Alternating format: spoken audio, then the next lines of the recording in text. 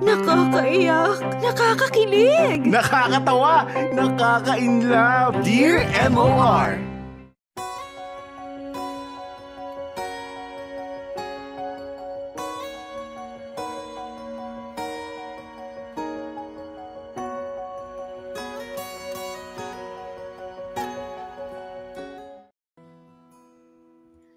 Dear MOR, hello po sa inyo, DJ P and Gorgeous B. Please call me Lisa po. I'm 19 years old and I'm currently staying here in E. Rodriguez sa Quezon City. Actually, taga San Fernando po ako sa Pampanga. Pero because of unforeseen circumstances, kinailangan po naming lumipat dito sa Quezon City. Popoy at Bea, idol na idol ko po kayo. Gusto ko rin pong maging DJ na katulad nyo. Sabi nga po ng mami ko, bata pa lang ako, alam na nila na doon sa career na yon ang punta ko. Lagi niya raw po ako nakikita na ginagaya yung mga napapakinggan ko sa radyo noon.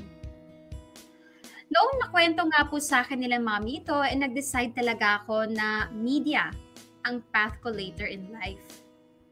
Pagpasok ko sa school, binuhos ko ang oras ko sa mga orgs na may kinalaman sa arts, communications, and multimedia. Eventually nga po, naging president pa ako ng radio club ng school namin. Popoy and Bea, I was the happiest kapag nasa mga org activities ako. Ramdam ko kasi na dito ang fulfillment na hindi ko nakukuha sa ibang lugar. Minsan nga, nagsiselos pa si mommy kasi lagi na raw orgs ang inuuna ko. When I think about it now, minsan naiisip ko na baka sign na iyon na binibigay sa akin from above na kailangan kong mag-spend ng more time with my family. I was too blind to see noon kasi may hinahabol akong pangarap. Popoy at Bea, if I knew then na may mangyayari sa buhay ko na babago sa lahat, sana I spent my time more wisely. Ngayon kasi naiisip ko na baka sa kakahabol ko sa pangarap na iwanan ko na yung mga taong nagmamahal talaga sa akin. Naiiyak ako kasi baka it's too late na to say I'm sorry sa mga taong binaliwala ko all those years. Natatakot ako na darating yung araw na hindi ko pa nasasabi ang lahat ng gusto kong sabihin, pero huli na ang lahat.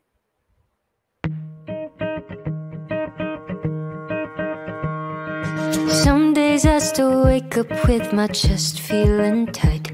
I take a moment to hold it till I know I'm alright. I try to get past it, but some days I just don't.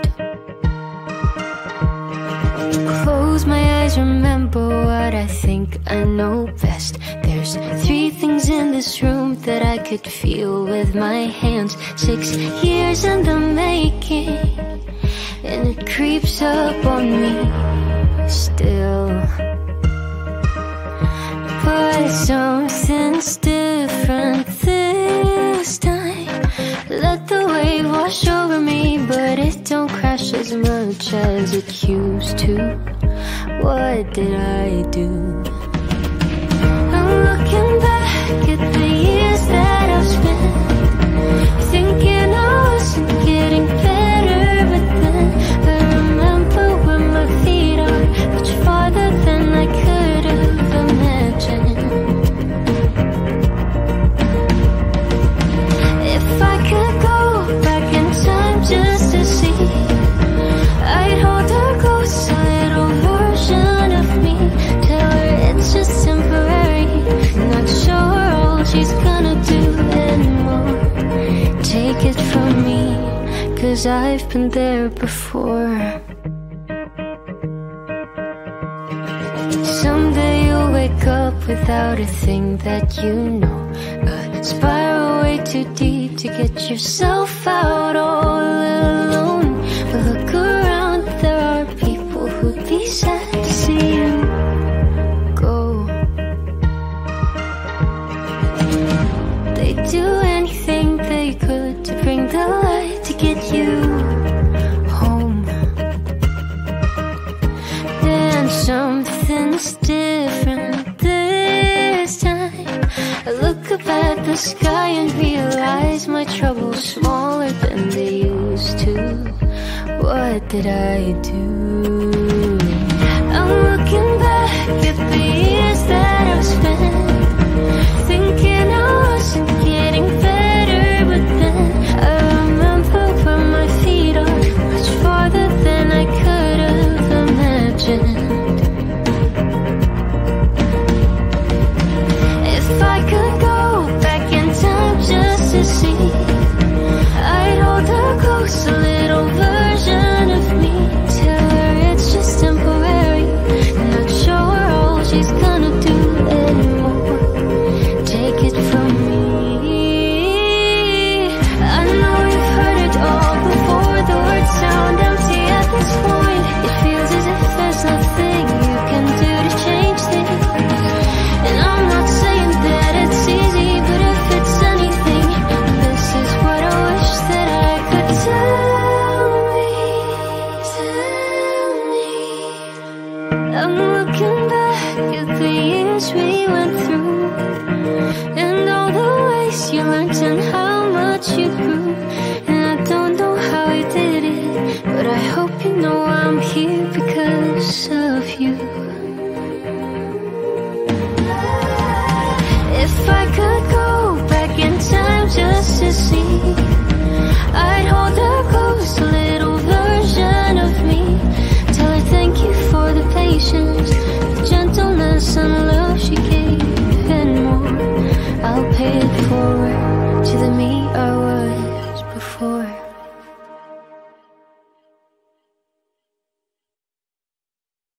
Dear M.O.R. Ang mga kwento ng puso mo.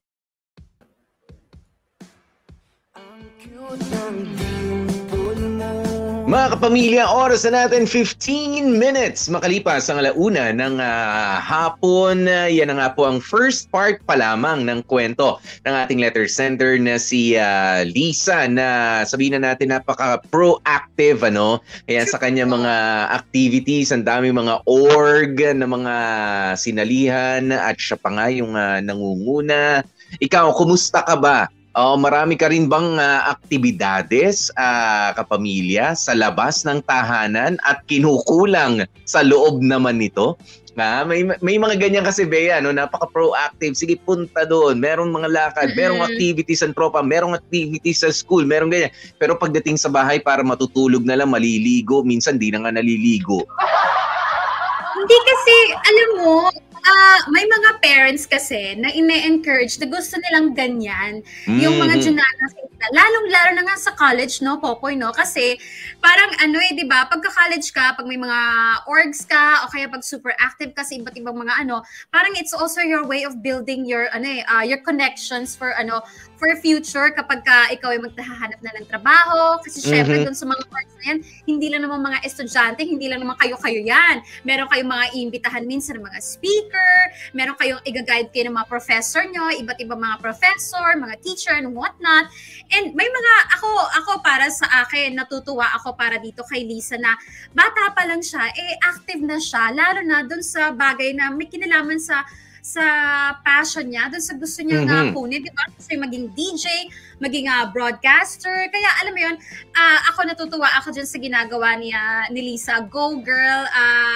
Para kasing habang bata ka pa, para sa akin lalo habang nag-aaral ka pa, i-enjoy mo yung school life.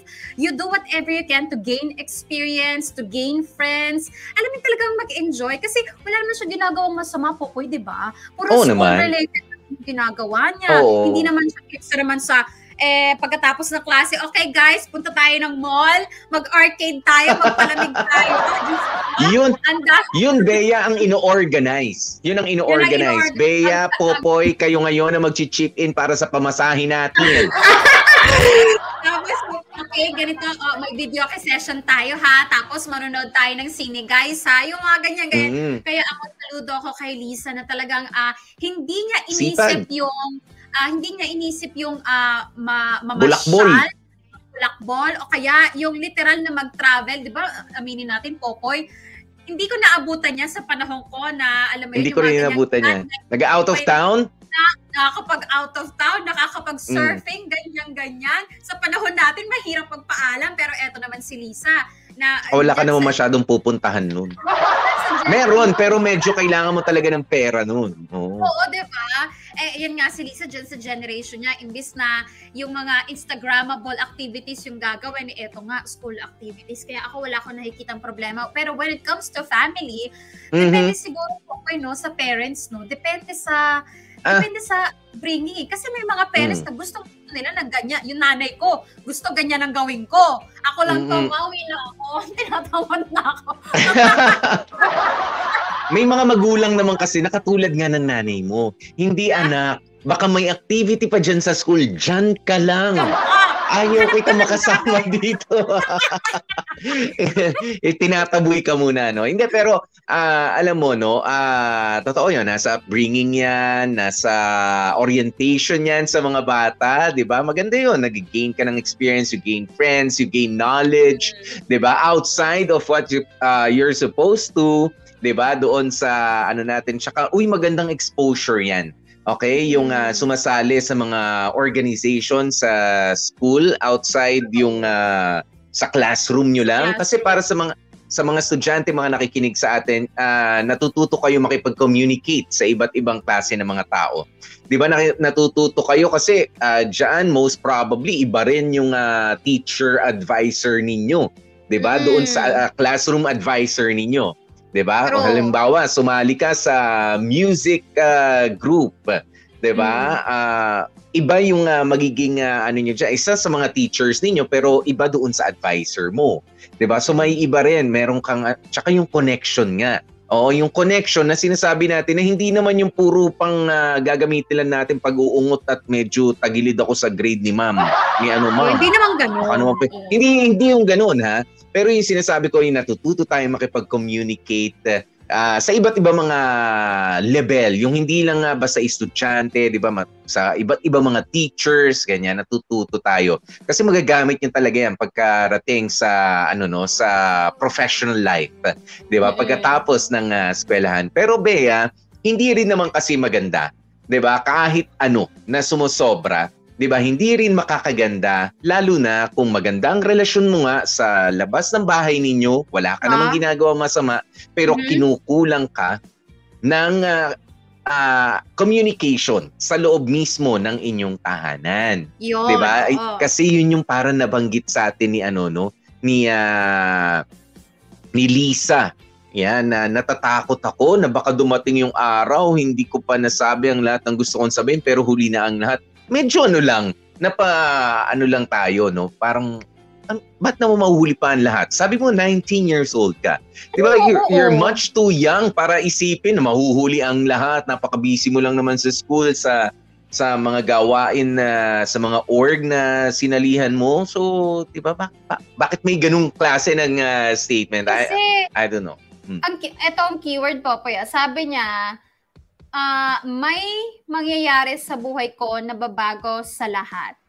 So, ibig sabihin, may nangyari talaga. Although hindi pa niya, siguro sa second part natin malalaman yan, definitely. Diyan natin malalaman. Pero it has something to do with spending time with your family. Yes. Spending time with the people close to you. At gusto niya rin mag-sorry dun sa mga taong binaliwala niya all those years. Yan. So, oo nga. Kaya nga kanina, Bea, bago tayo mag-umpisa ng kwentuhan natin dito sa pagkatapos ng first part, sabi ko, kapamilya, kumusta ka? Kumusta ka? How much time do you spend with your family? Diba? Kasi yan yung nakakalimutan natin. Ang ganda-ganda ng mga posts para sa'yo ng iyong mga classmates, ng iyong mga kaibigan, ng iyong mga kumpare, mga lagi kang present sa mga inuman, lagi kang present sa mga walang kakwenta-kwentang chismisan, lagi kang present sa mga imbitasyon, pero kapag kadating sa sariling bahay, how much time do you spend with your family? Diba? Para makausap yung nanay mo, ang tatay mo, ang mga kapatid mo. Diba? Magandang tanong din yan 'Di ba? Hindi yung puro pang post lang, hindi yung puro, ay gusto ko na lang lumabas sa bahay na to. Ay mo namang umalis, ay mo kumuha ng sarili mong bahay. 'Di ba? May mga ganyan kasi mga tao, Bea. Yung parang allergic na allergic pagka nasa bahay. Ay makipag-usap. Pero kapag ka nagkasakit, Oh, baby. Nay, pabiling gamot. Okay na yung pambili. Nay, I love you. Sige, ako na nga bibili. Diba may ganyan? Alam mo bakit, Popoy? Sige, ako aminin ko, there was a time in my life, hindi naman buong buhay ko, there was a time lang naman na after nating magtrabaho, diretso sa kama, ligo lang, and then alam mo yun, Doka, gusto mo na lang talagang humilatay na everything, tinatamad ka na makipagkwentuhan, makipag-usap dun sa mga tao sa paligid mo. Kasi parang you are so tired na kasi ito, gaya ni Lisa, chika na yan ang chika buong araw. Diba? Kuda na yan ng kuda. Tayo sa trabaho natin, buong araw na tayong kumukuda, Popoy, no? So pagdating natin sa bahay, parang gusto na natin ng peace and quiet. Gusto natin ipahinga yung mga utaking natin at yung mga bunganga natin ng bonggang-bongga. And it is sad na kasi alam mo yon dahil lang sa pagod ka sa trabaho mo o kaya dyan sa mga school activities mo, not necessarily because you don't love your family, but because parang ginawa mo na lang talagang pahinga yung bahay, yung tahanan, imbes na alam mo yun nga nakakapag-spend ka ng time. So siguro kailangan is you find the balance, no? Kasi ako eventually, nahanap ko rin yung balance na kailangan ko. Yung mga tao na sa opisina, hindi ko pinagkakakausap. Kaya, pagdating ko sa bahay, kakausapin ko na yung family ko.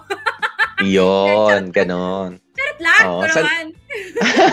Ganon, ganon. Sige. Ito, sabi ni Kyle, parang yung mama ko, ayaw kong mag-ROTC.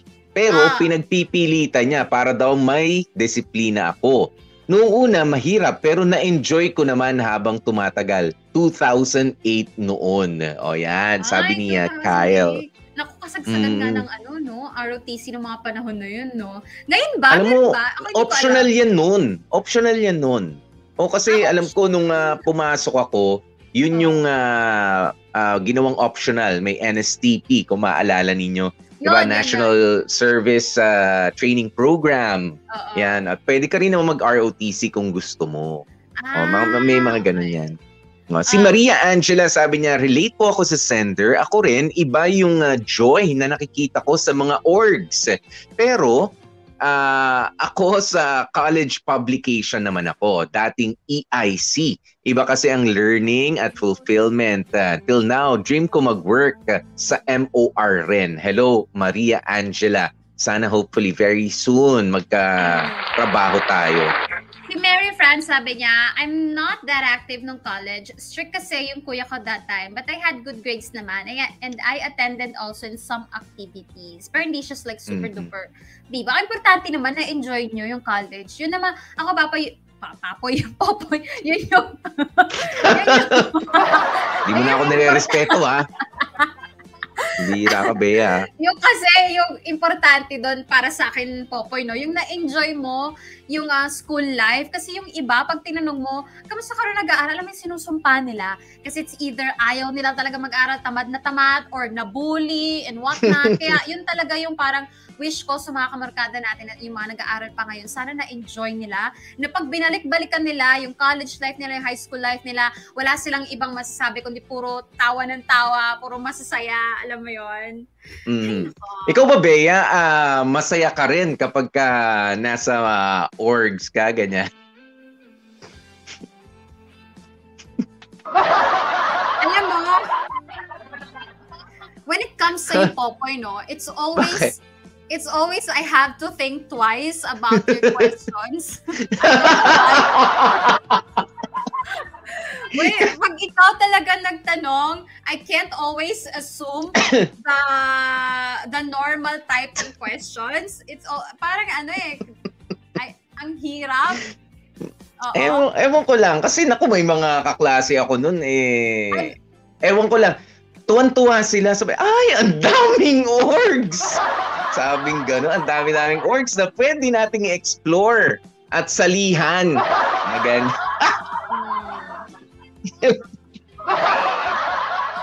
Enjoy ako sa mga orgs, organizations. Ganon. Sinalihan. nakakapuyat.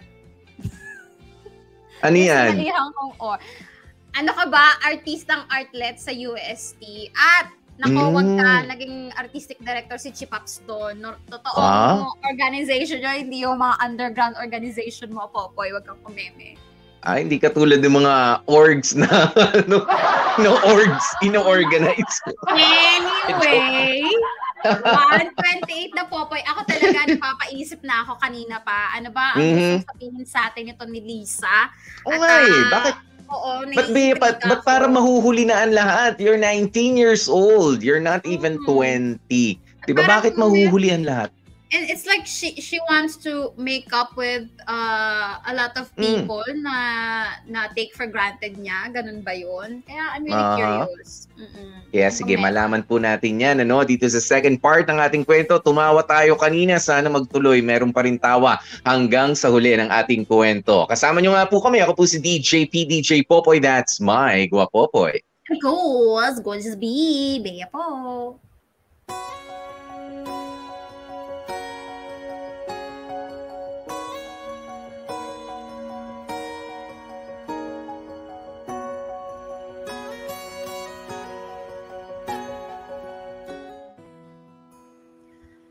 Popoy at Bea, everything changed for me when one day I started feeling weak and out of breath. Akala ko dati baka kasi puyat ako ng puyat sa paggawa ng mga projects ko. Basta lagi ko na lang nararamdaman na pagod ako for doing simple tasks. Eventually, I was feverish for some days. Minsan, nag-chills pa ako. Noong una, binabaliwala lang namin. Iniisip ko na dala lang to ng mga pagod ko sa katawan. Kaso, when tiny red spots started appearing all over, doon na kami kinabahan. Popoy at Bea, nag-decide ang parents ko na it's time for me to get medically checked. Ayoko pa nga noong una kaso mapilit talaga sila mommy. Buti na lang talaga I said yes. Popoy and Bea, I was diagnosed with leukemia. Nung una, hindi ako makapaniwala. I mean, aside sa straight days na nagpupuyat, I was healthy. I felt healthy.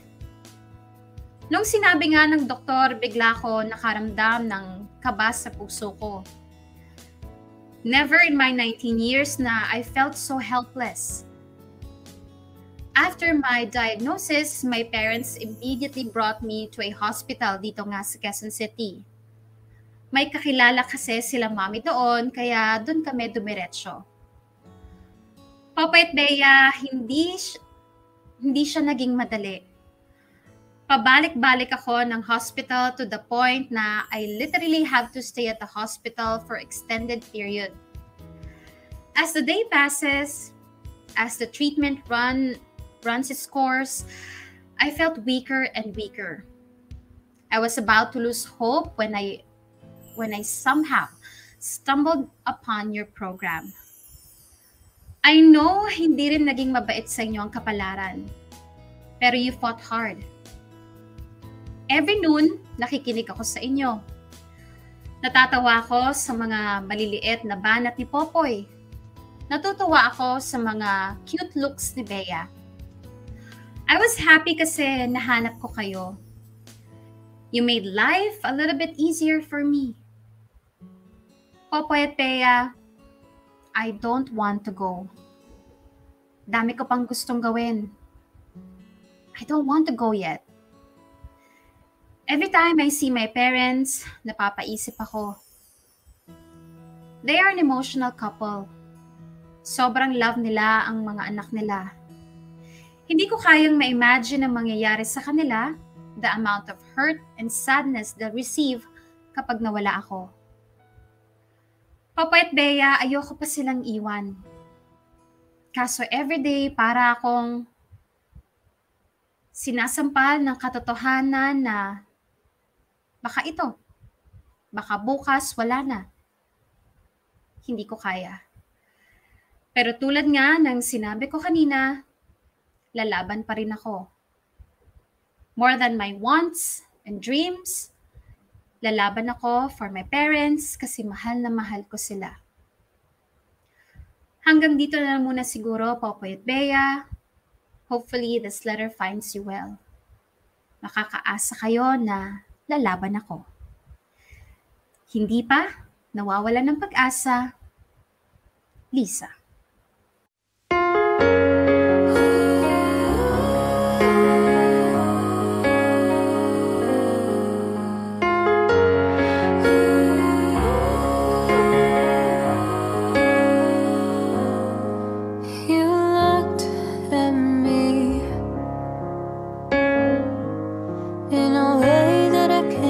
Explain what you're thinking.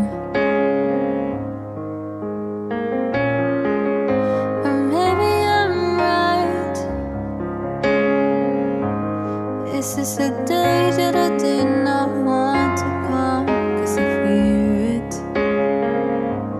Even when you said all those lies, I always tried to still be by your side, 'cause we promised that we'll never say goodbye. I don't wanna go, but I knew it was coming. I knew it was coming, and I didn't avoid it at all. Can we hold on? I knew it was coming. Even though it was coming, I'll always be here through it all.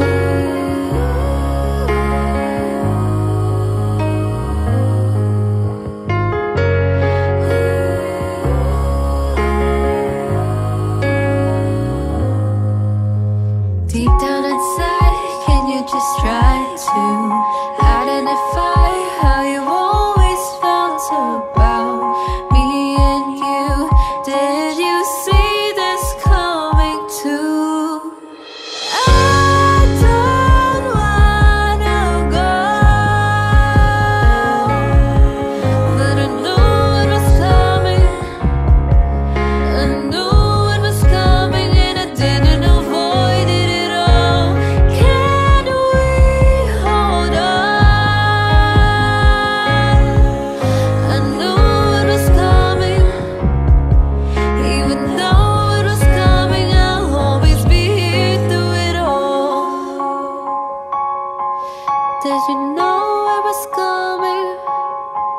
'Cause I knew it was coming. Did you know it was coming? I don't wanna go, but I knew it was coming. I knew it was coming. I knew it was coming, and I didn't avoid it at all. Can we hold on? But I knew it was coming. I knew it was coming. Even though it was coming, I'll always be here through it all. Don't wanna go.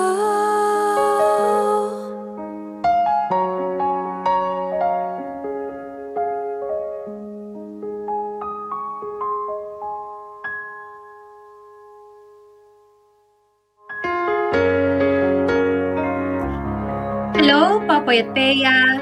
This is Elsa, Lisa's mom. I was contacted by your producer last week about Lisa's letter to you. I'm saddened to say na Lisa passed away last July. She was with her family and she was happy. Popoy at Bea, masaya rin ang family namin na you were part of her life. Please, include her in your prayers. Maraming salamat. Dear M.O.R. Ang mga kwento ng puso mo.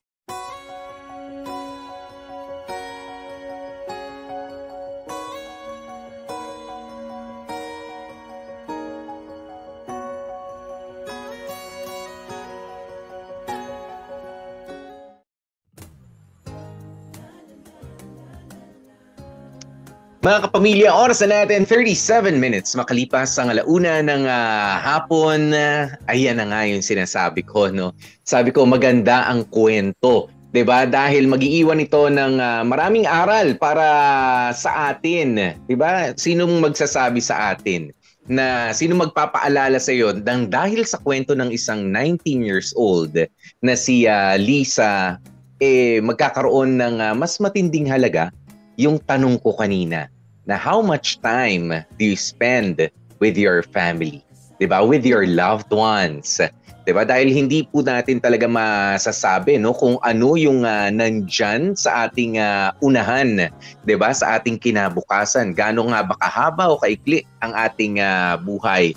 Pero dito sa kwento nga ni Lisa, one thing is for sure, Bea, naging maayos naman. 'Di ba? Naging maayos siyang tao, mabait na bata, 'di ba? Maganda ang kanyang taste sa pinakikinggan. Ipasok natin ang Dear MOR dyan. Thank you, Lisa. Ayan, medyo gaanal na natin. Hindi naman pwedeng tayo ay malungkot, ano? Pero napakahalaga talaga nung lesson na yun. 'Di ba na tama ba na nakapag-spend tayo ng time para sa ating pamilya? She got to spend time with her family. Siguro yun lang yung nakapagsisi sa bandang huli. Pero hindi naman alam ni Lisa yun. Di ba? Hindi niya alam na meron pala siyang depresya noon. Kasi tayo, kung ibabalik natin ang panahon, 19 years old, talagang gusto natin, ang dami natin mga activities. Nandiyan tayo sa piling ng mga friends natin. Very competitive tayo sa school.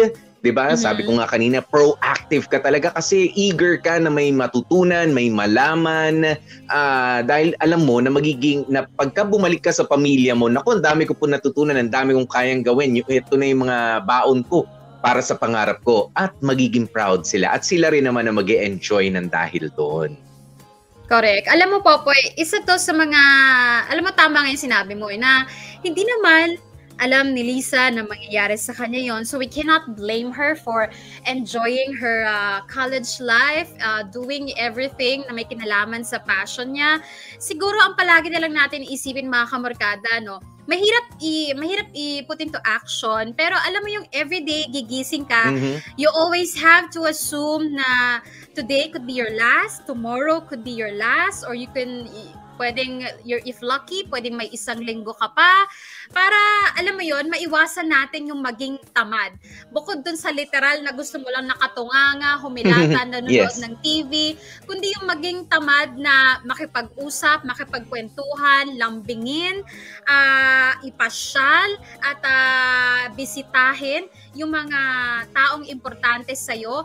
At lalo na nga, eto, katulad ni Lisa, yung para mawala yung katamaran natin na antayin yung kung kailan tayo sisipagin para gawin yung mga kailangan nating gawin o gawin yung mga gusto nating, mga pinapangarap nating gawin. Alam mo yung ganun, Popoy? Kasi marami dyan, iniisip nila, tatanda sila hanggang 80, iniisip natin na malayo pa mararating natin, pero pagdating natin ng 30, ayan na, may nararamdaman na tayong kung ano-anong mga sakit, may mga iba't ibang health scares na tayo, yung mga bagay na sana ginawa natin nung mas bata-bata pa tayo, ngayon tayo magkukumahog na gawin. Alam mo yon? So, ganun na lang siguro, mga kamarkada, para medyo tayo. Hindi naman sa nag-overthink tayo, pero at least na mindset natin na life is too short. So, let's not waste time pagiging tamad. Let's not waste time on always being angry. Let's not waste our time on sa trabaho lang na hindi natin na-enjoy yung mga pinaghirapan natin. Ganun na lang siguro, Popo, yung no? That's actually, the best we can do. Actually, Bea, no? Dito nga sa mga workers, di ba? Sa mga hardworking people na mga nakikinig sa atin, yun yung lagi nilang sinasabi, ay naku, wala akong oras para to spend time with my friends, di ba? With my family kasi busy ako sa trabaho. Sabi ko nga, alam mo, nakakatawa, Bea, no? Dati I used to be like this. 'Di ba, napapasok ako, wala pang araw. Alam po ni Bea yan, halos wala pang araw, pumapasok na si Popoy noon. Ayan, tapos uuwi kami. Ayan, mas nauhulilan si Bea, wala na ring araw. 'Di ba, palubog na ulit yung araw, hindi ako naamputla ako noon. 'di ba? Nasa loob lang kami ng opisina. Pero because yun nga, sinet mo hardworking ka and kung ano man. Pero sa totoo lang, 'di ba? You just have to work smart. 'Di ba? Diyan mo ipasok yung pagbabudget ng time mo, 'di ba? Time management. Kasi sabi ko nga parang sayang naman hindi mo makikita ang lumaki yung ilang taon din yun na halos ganun yung ginagawa ko kahit na day off ko, 'di ba? Ako mismo, 'di ba? Sabado, andyan ako, pumapasok ako, Linggo church day namin halos doon na lang kami magkita ng buong pamilya. Ang delete pa ng mga bata noon, pero sabi ko parang bitin. 'Di ba? May mga ganyan tayo. Oo, pero nitong ako naman ang nakasaksi ng ganung eksena kay Mrs. Popoy. I mean, imagine Bea, 3 jobs ang ginajumble niya almost every day. 'Di ba? Hindi ko alam kung paano niya nagawa 'yon, tapos medyo mainit ang ulo. Oo nga, nasa bahay ka lang pero you're not really there. You're just there physically. 'Di ba? Pero yung utak mo wala dito. Kumbaga sinisita yung bata, medyo maingay. Actually hindi nga maingay, medyo masungit na. Susungit. Kaya sinasabi ko tuloy sa kanya, pinapaalala ko. Sabi ko baka gusto mong bawasan ng isa yung trabaho mo. Sabi ko hindi naman tayo ganun nagdarahop, naghihirap. Alam ko mahirap yung kalagayan. Pero alam mo yun, ni-remind ko siya. 'Di ba? I somehow reminded her na sabi ko yung pahinga mo, yun na lang yung ini-spend mo sa break mo 'di ba? Pero yung pagtutok dun sa mga bata o pangungumusta man lang, kasi ako naman yung tumututok din, para medyo kinukulang na rin, lagi na lang mainit ulo, laging na nga lang ganito ganyan, pati yung ay naku, ang daming issues, Bea. Ang daming issues na mga ganun. Kaya sabi ko, alam mo sa trabaho mo maraming papalit sa'yo. That's true. 'Di ba? Kaya kayo rin mga kapamilya, maraming pwedeng pumalit sa inyo sa trabaho ninyo, no matter kung gaano ka hardworking sa trabaho ninyo. There's always someone na pwedeng pumalit sa inyo who's younger, 'di ba? Who's more up to date, 'di ba? At mas makisig kaysa sa inyo. Kaya you just have to work smart, 'di ba? You spend time para sa inyong pamilya, sa trabaho, sa ilang ganyan, matuto tayong mag-budget kasi hindi natin alam, napakaikli lamang po ng buhay. Ito si Lisa, 'di ba? I mean, at a very young age na realize niya na parang kinulang siya ng oras sa family niya. Pero thankfully enough, kaya Mommy Elsa, na-appreciate naman niya, 'di ba? Kung paano in-spend, 'di ba, ni Lisa sa mga huling araw niya ang kanyang oras. At ako talaga, Bea, it's a heartfelt thank you sa family ni Mommy Elsa. Bagaman nalulungkot kami dahil wala nga si Lisa, diba, na ina-idolize si Bea, ganyan. Pero thank you for the reminder, hindi lang sa amin, hindi lang sa pagkikwento, kundi para sa maraming mga nakikinig dito sa Dear MOR. Maikli lang ang buhay, huwag nating sayangin. Totoo. Kaya thank you so much sa'yo, Lisa. Kung nasan ka man, pero alam namin na maikli na rin ang buhay ng cellphone ko. Wait, mag-charge lang ako. Ito, basa tayo, Popoy. Sabi ni Abigail Enriquez, mahirap balikan yung mga oras na nawala Kaya dapat may time management talaga. Alam mo, totoo yan. Alam mo, Popoy, yung iba sinasabi dyan, kunwari, babawi na lang ako sa, halimbawa, sa tulog. Nagpuyat ka ngayon, ang sasabihin mo, babawi na lang ako ng tulog bukas, ganyan-ganyan. Pero yung oras na sinasabi mong tulog na bukas, para sa araw na yun mismo Iba pa rin yung hindi time. Hindi mo nababawi yun. Hindi, walang bawi talaga ng walang bawi ng oras. Talagang, iyan yung mali, dumaan na talaga yan. Dumaan na yan. Diba? Baya, yan yung mali na sinasabi, babawi ka na lang sa tulog, babawi ka na lang sa kain. Bakit? Pagka hindi ka kumain kanina, mas lalaki yung bituka mo. Magkakaroon siguro ng konting space, pero the same amount of food na dapat kinain mo kanina, hindi mo naman pwedeng kainin ng doble ngayong lunch. Diba hindi? Kasi masama yun sa katawan. May nakalaan ng para doon sa time na yun diba? Iba na talaga yun. Talagang alam mo, naniniwala talaga ako, Popoy, time yung isang bagay na pinakamahal na actually hindi mo mabibili talaga. It's too precious. Hindi mo mahihiram at hindi mo maibabalik. Ako talaga malaki ang takot ko sa time, Popoy. Alam mo yan. Si Sergio Gonzalez, okay, tingnan natin. Ang lagi ko iniisip, maikli lang ang buhay, kaya piliin lagi ang maging masaya at ang walang katumbas na kasiyahan ay ang makasama ang mga mahal sa buhay. Seryoso si Sergio to na. Oo naman. Si Catherine Hampas, nakikiramay din sa family ni Lisa. Thank you so much, Catherine Hampas. Lorsh.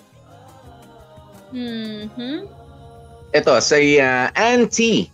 Di ba? Si Aunt Trinidad, sabi niya, this made me think na, nga no, bakit puro ako work? Lalo at OFW ako. Di ba?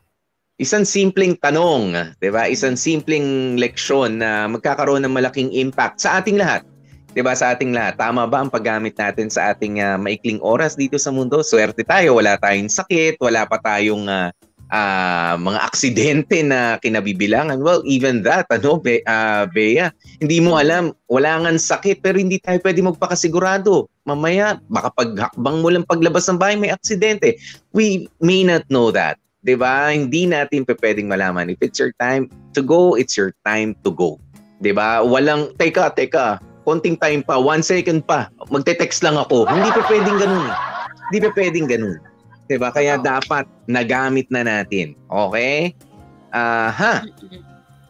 Meron ka pa ba dyan, Popoy? Si Aisaline Belnas, sabi ni Aisaline, sending hugs at isasama kita sa prayer ko. Kaya, yun.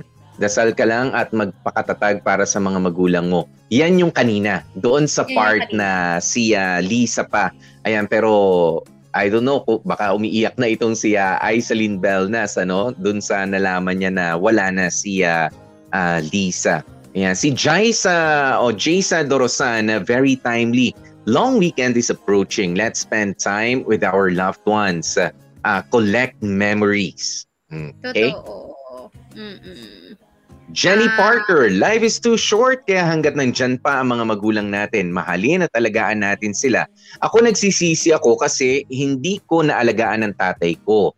Kaya pagka nakikita ko yung iba na may tatay pa, naiinggit ako with regrets. Okay? Kita nyo sa mga katulad ni na Jenny Parker, hindi man sila yung mawawala. Yung magulang naman nila, yung binawi sa kanila, di ba? Kaya you spend the time.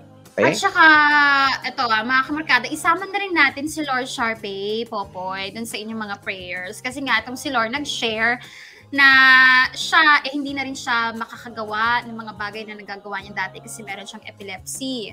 So, hindi siya makakalabas na mag-isa dun sa mga malalayong lugar at bawal mapagod, bawal ma-stress. At nako, marami ang pwedeng mangyari kapag napabayaan yung epilepsy, lalo na kung mag-isa ka, tapos inatahay ka. Kaya mag-iingat ka, Lord Sharpay. O kaya sabi nga niya, kahit may sakit ako, think positive pa rin ako. Yun, ganun dapat. Ganun dapat. Push lang tayo ng push. Ayan, si Zay Mendoza sabi niya, ngayon lang ako naging emosyonal sa kwento, Kuya Popoy at Ate Bea. Hindi talaga natin masasabi ang buhay, Kaya habang bata pa, i-enjoy natin ang life because it's too short. Condolence na lamang po sa family ni Lisa. True. Ayan, thank you. At hindi po ako nagkamali sa pronunciation it's condolence, hindi condolence. Ayan, para sa mga para educational din tayo dito, Bea, ganyan. Condolence, pagkababati kayo, ganun. Ayan. Meron ka pa ba dyan, Popoy? Ako, okay na ako, solved na ako.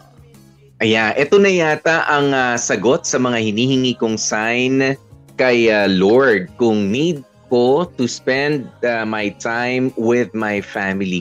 Thank you sa story na ito. OFW ako from Qatar. From Christine Erica Lawagan. Yan, Christine Erica Lawagan, kung ano man yung sign na hiningi mo, hopefully, di ba? Hopefully, and we know it's for the best. Di ba? At natuto tayo dito sa kwentong inihatid ni Lisa. Kita mo naman, Lisa, kung nasan ka man, nakikita mo may magandang epekto yung kwentong ipinadala mo sa amin.